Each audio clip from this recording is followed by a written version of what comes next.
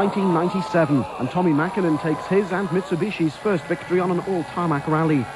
His win on the Rally Catalunya in Spain gave Tommi a healthy lead in this year's World Series, 12 points Mäkinen's cushion. 3 weeks later, and round 6 of the FIA World Rally Championship was another asphalt event. On this occasion, held on the Mediterranean island of Corsica, with its narrow, twisty mountain roads. 1997 was the 41st running of the Tour de Corse. Based in the island's capital, Ajaccio, the 3-day event included over 200 kilometres of new stages. Even the World Championship old-timers would be tackling them for the first time. How good a feeling, though, was it, Tommi, to have actually won your first tarmac event? It was really something. It's an unbelievable feeling, and of course it gives very good confidence for this event. Get the feeling the drivers aren't too happy about Corsica this year. Well, it has been a long recce for us. That's the main thing in 5 days, and I think the route needs to be redesigned a little bit. The new stages they've picked are terrible. One stage is very bumpy and dangerous. A lot of the other stages are very dirty, so it's not really a very nice tarmac event to drive on. This event I've been just once before 2 years ago. I spoke with Carlos, and he said even for him, he's been last 10 years here, and there's 220 kilometers new for him, and so I think then we are a bit more equal at the moment. Do you think you can win here? It's going to be very difficult. Tommy's got a bit of a lead, so if we could win here it would half the points margin, which is what we want to try and do. A lot of good experienced driver in this condition, and it's going to be very difficult. Day one began in brilliant sunshine. As championship leaders, Mäkinen and his co-driver Seppo Harjanne led the crews away from the start ramp. Ahead of them, 18 stages covering over 400 kilometres.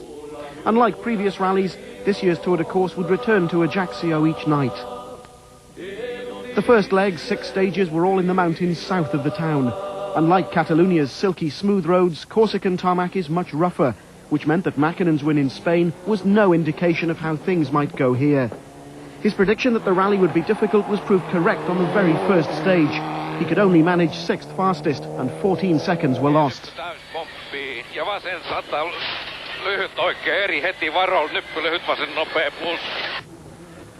Fastest on that stage was the Subaru of Colin McRae. He and Nicky Grist held the narrowest of leads, 1 second. And 6 left and 3 right line, into left and 6 right. Into right tightens a 3 right minus, opens. Into left and 5 right, opens and tightens, and slow 3 left, tightens. For Carlos Sainz, there was new optimism. Extensive testing meant that the Ford team had improved the car's performance, and Sainz was a changed man. Abrirse, derecha rápido, ojo, le diera poco, para izquierda rápido menos corta, abrirse, izquierda buena más ojo, poco tarde en tierra. Para derecha casi abre por dentro fin. The second of the 2 Subarus was driven by Italy's Piero Liati. The winner of the first round of the championship, the Monte Carlo rally, set the 4th fastest time on stage 1. Mitsubishi's second driver was Uwe Nittel from Germany. A disappointing year so far meant that Nittel was hungry for a good result in Corsica. But, just as in Catalunya, the talking point of the rally was the Peugeot team. The Formula 2 cars don't have the weight or performance penalties of the championship regulars, and it showed. After stage 2, the rally lead had changed hands. Gilles Panizzi now led.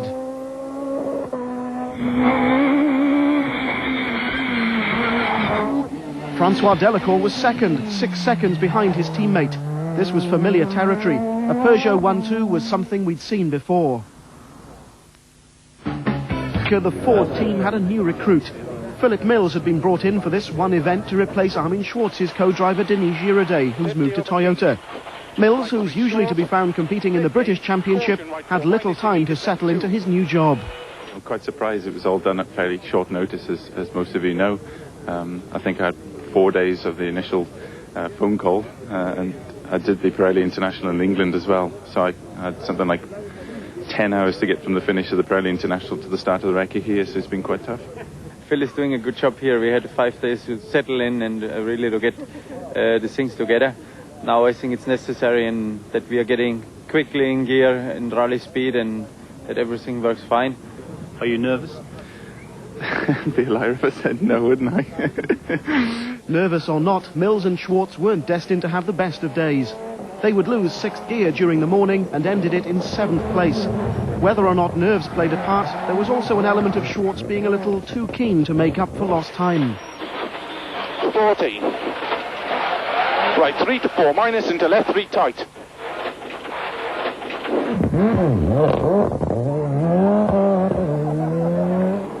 Nittel too was guilty of over-enthusiasm. In his case though, Corsica bit back.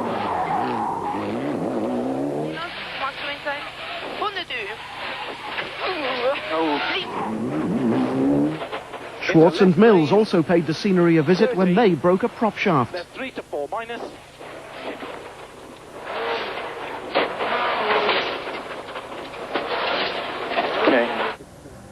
The damage to the front of the car and the prop shaft could be fixed at service, but the incident meant that they finished the day in 8th place. The morning's sunshine had given way to cloud and rain showers as the day wore on, making tyre choice difficult. Piero Liati, co-driven by Fabrizio Pons, ended the day in 5th place, 10 seconds behind their Subaru teammates Colin McRae and Nicky Grist. And 3 left minus 30, turn, long 2 left minus, don't cut. Into 3 right plus line. And 3 left minus. Despite setting 3 fastest stage times, Carlos Sainz and Luis Moya were 3rd at the end of leg 1. A bent suspension strut on the first stage had been their only problem though, and the Spaniards were happy men. Even happier were the Peugeot team. Francois Delacour and Daniel Grataloup were in 2nd place after the rally's first leg. The Peugeot domination of the rally, as many had feared, had become a reality. Gilles Panizzi, co-driven by his brother Hervé, led their teammates by 6 seconds. It had been a superb performance by both drivers. The complaints from the World Championship teams about the advantages enjoyed by the two-wheel drive cars seemed to be falling on deaf ears. 6 stages gone and 32 seconds were all that separated the top 5. Tommy Mäkinen was only another 6 seconds behind Liati. Again critical. Leg 2 began with the longest stage of the entire rally and the skies threatened rain. Worried discussions were held between drivers, team managers and tyre technicians. A wrong choice for the stage could prove costly. No wonder there was intense interest in what the others chose. We have different choice. For example, on the Peugeot, they have one car on the slick tires and the other one on the rain tires. Carlos live on the rain tires and the other, I think they will live on the dry tires. At the start of stage 7, the skies and the notice boards said it all. While the crews drove between the service area and the stage start, the heavens had opened. If, like the Subarus, you weren't on rain tyres, you could forget setting a quick time in these conditions. Unfortunately for Panizzi, his car was the Peugeot on dry tyres. It had been a brave gamble which hadn't paid off. He lost nearly a second on every kilometre of the stage. 46 seconds lost in all. For Francois Delacour, the stage was a completely different story. Rain tyres meant he had plenty of grip in the treacherous conditions. Second fastest time on the stage meant that he inherited the rally lead from Panizzi.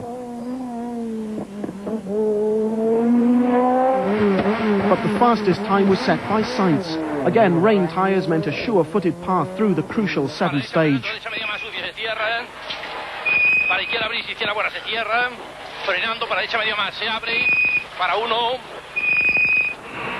For McRae, the stage was disastrous. The choice of dry tyres on the soaking wet road meant that 45 seconds were lost. He was lucky, though, to escape one potentially fatal encounter around a third of the way through the stage. 70 kev, 6 right minus, tightens, cuts and 5 left plus. The 49-kilometre 7th stage saw Panizzi drop from 1st to 3rd, while both Delacour and Sainz moved up a place as a result. After his close encounter with the cows, McRae was lucky to still be in 4th place. Tommy Mäkinen had seen a chance to leapfrog past the two Subarus. Like Sainz, he was on wet tyres, and a third of the way through the stage he was 10 seconds faster than Carlos. But, unlike McRae, when Tommy reached the cows, he wasn't so lucky.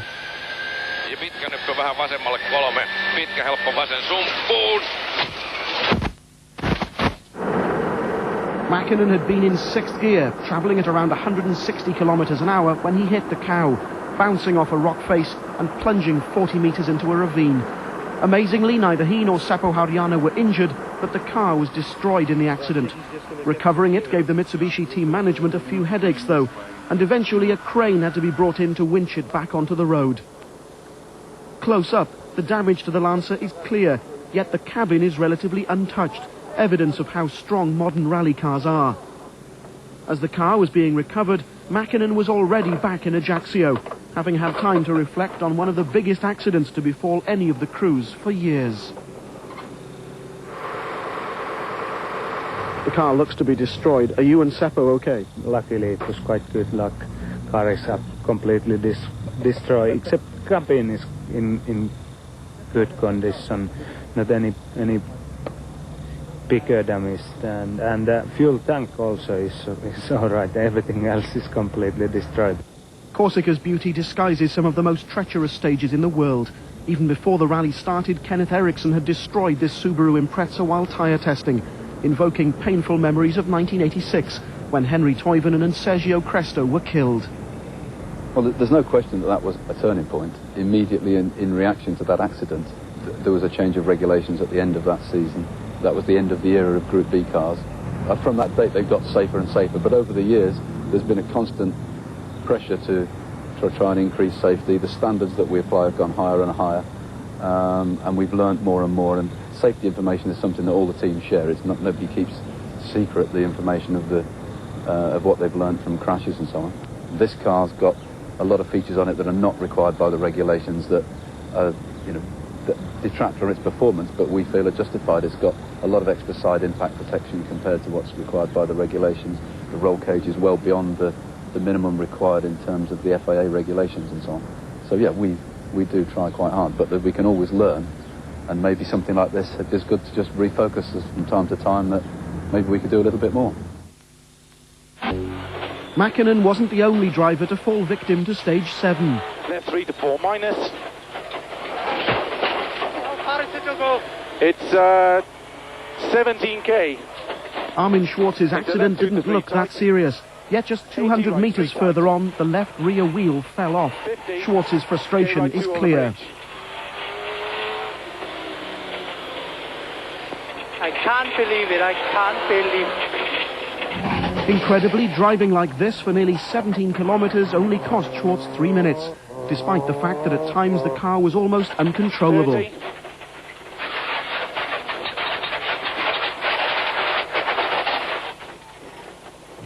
Mixed emotions were very much in evidence at the next service area. Peugeot's Francois Delacour now led the rally after the rain-dominated 7th stage. The team management seemed more pleased at his performance than he did.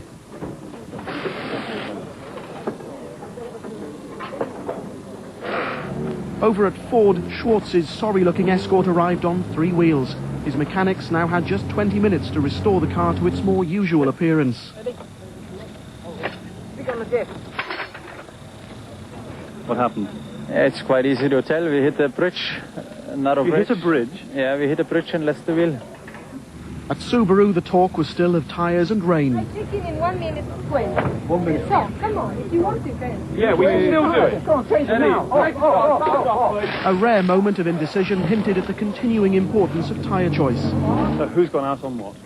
Colin's gone on the what is effectively a dry weather tyre, and Piero's gone out on what is an intermediate tyre for damp, humid conditions. What is the decision, Carlos? Well, we go for a dry tire, medium compound, which it's a lottery because you don't know what is in 2 hours. But you are now quicker on the stages than Francois Delacour? We will see. The threat of rain hung over the remainder of the second leg, but the weather had played its part. There would be no more unpleasant surprises. Beside the Peugeots, the Formula 2 Renault Megans were setting some impressive times. Claude Balesi was 10th at the end of the day. 9th was Schwartz, by now 4-wheel driven once again. 8th was the Renault of Serge Jourdain, who'd struggled with brake problems all day. Uwe Nittel's Mitsubishi was 7th, just a place away from a point-scoring position. Sixth place was held by Philippe Bugalski's Megane.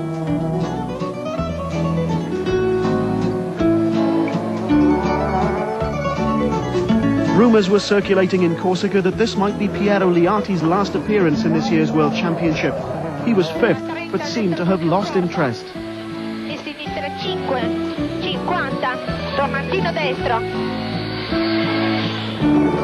After either setting or sharing fastest time on 4 of the day's 6 stages, Colin McRae was fourth.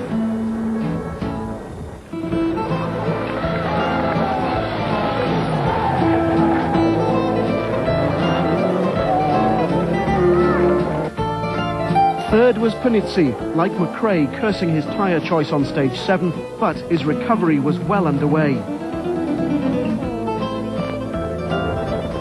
Ford were reaping the rewards of their development work after Catalunya. Carlos Sainz ended the day sharing the lead.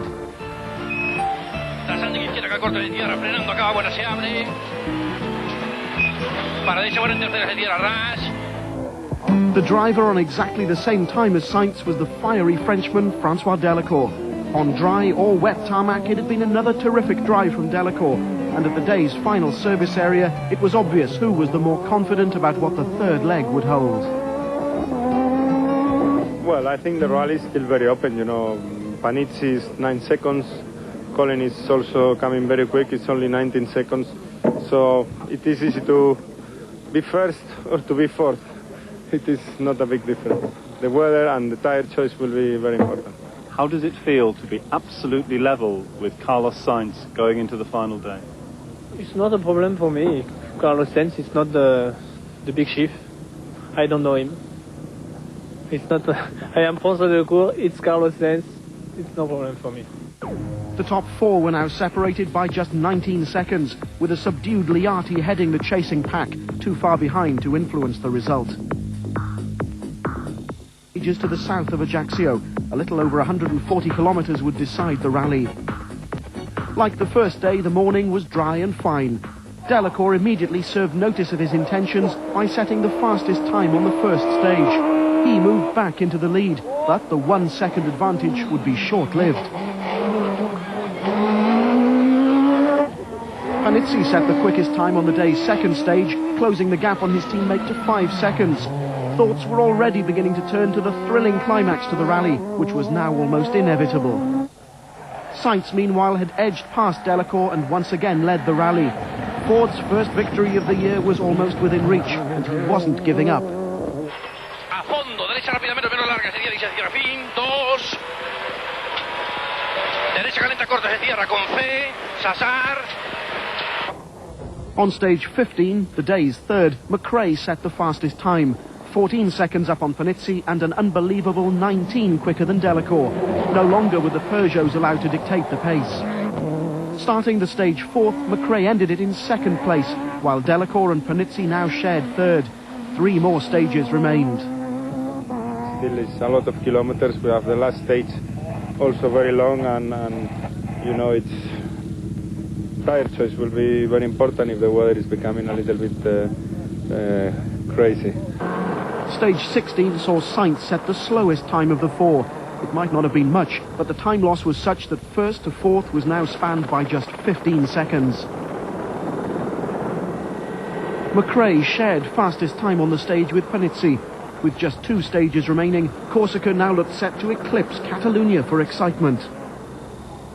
Stage 17, and over this kilometre there's almost nothing to separate McRae and Sainz.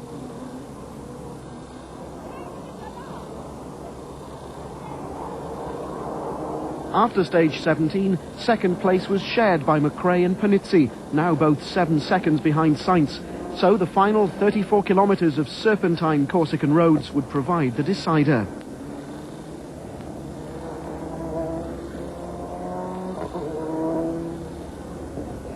One stage to go, the lead is not so great. Can you still win? We will see. I think the tyres will make the difference, to be honest. Carlos says it's all about tyres now. Yeah, it looks like it.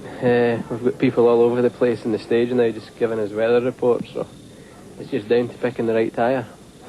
There was no shortage of advice on choosing tyres for the final stage. This time there could be no mistake. Sainz made his decision, immediately copied by the Subaru team. Carlos flew through the stage, taking 34 seconds off Delacour and effectively ending half the Peugeot challenge. Panizzi lost 23 seconds. His fortunes literally turned around on the stage. Now the only driver who could catch Sainz was McRae. 50, 6 left over crest, opens, 70. Crest and 4 right plus, tightens. And 5 left minus, tightens. Into 6 right tightens to 5 right plus line. And 5 left plus. 50, 6 left, 50, 3 right plus, and opens. Into 4 left plus, opens. 50, 4 right minus. And 4 right tightens, don't cut. And 6 left minus. 50, 3 left plus line. And opens to 6 left. And right into 5 left line. Into 4 right plus. And long 6 left minus line, 100. Needing to take 8 seconds off Sainz, McRae seemed to get faster as the stage went on. 6 left, 70. 4 left minus, slippy. Opens maybe. 100. Care, 5 left plus, tightens, don't cut. 50. Okay, 25 or 26. How's it going? I think it was quite a good result. Not only had Colin taken the 8 seconds he needed, but another 7 seconds as well. The partnership with Nicky Grist and his forthcoming marriage, perhaps, means that McRae is now driving with a maturity many thought they'd never see. McRae's winning margin was 8 seconds from a stunned Carlos Sainz. Ford were no doubt encouraged by the performance, but victory still eludes them. The Peugeots were 3rd and 4th, while Liati possibly bows out with a 5th place. No points from Corsica for Mäkinen, but he still leads the drivers' table. McRae's now just 2 points behind, with Sainz and Liati tied for 3rd place and Schwartz 5th. In the championship for manufacturers, Subaru have extended their lead over Mitsubishi to 18 points, with Ford still 3rd on 29 points. We took basically the same tyre as Carlos, so as far as I'm concerned it was a fair and square fight. You've driven as hard as you could? I couldn't go any quicker, probably harder than I could drive. In the end it took a very good drive from a very good driver to beat you, I think. Yes, I think it was no chance for us in the last stage. We lost nearly half a second a kilometer. It's a lot. I mean, it was no chance. Such a nail-biting final day would normally be more than enough to make the headlines. But shortly after the rally finished, Ford made the shock announcement that they'd dropped Armin Schwartz. The Rally Argentina in a fortnight's time will see a new teammate for Sainz, 4 times world champion Juha Kankkunen.